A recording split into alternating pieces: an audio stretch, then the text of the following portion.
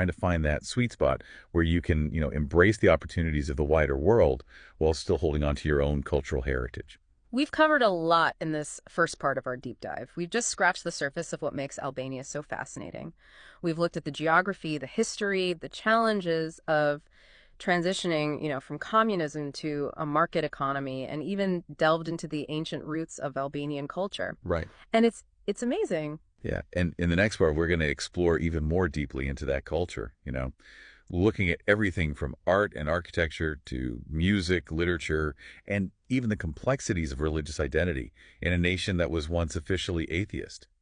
It's a journey that's going to reveal the heart and soul of Albania, Right. this country that's both ancient and modern, struggling and hopeful. It's full of surprises. We were talking about some of the challenges facing Albania today, like brain drain and the whole EU thing.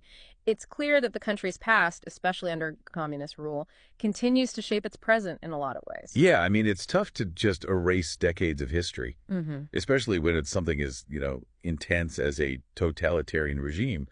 The legacy of communism it's still woven into the fabric of Albanian society. Mm. And it shows up in some pretty surprising ways. One thing that stood out in the source material was the number of bunkers Oh, yeah. built during the communist era. Can you believe there were over 170,000 of them scattered across the country? It's mind-boggling. It really speaks to the paranoia and fear that was just part of life in Albania under Enver Hoxha.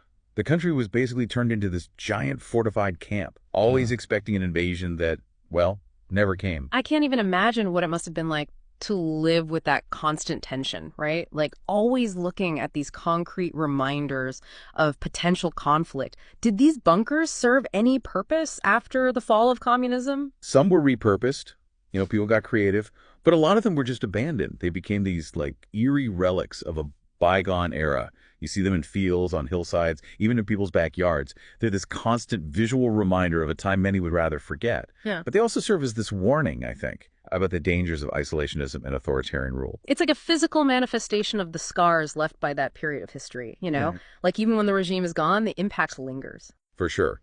And the transition from that closed, controlled society to, a more open democratic system, it wasn't easy. We already talked about the economic upheaval.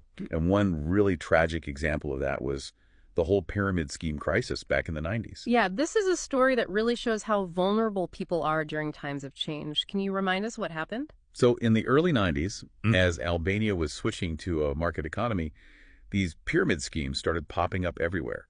They promised investors crazy high returns.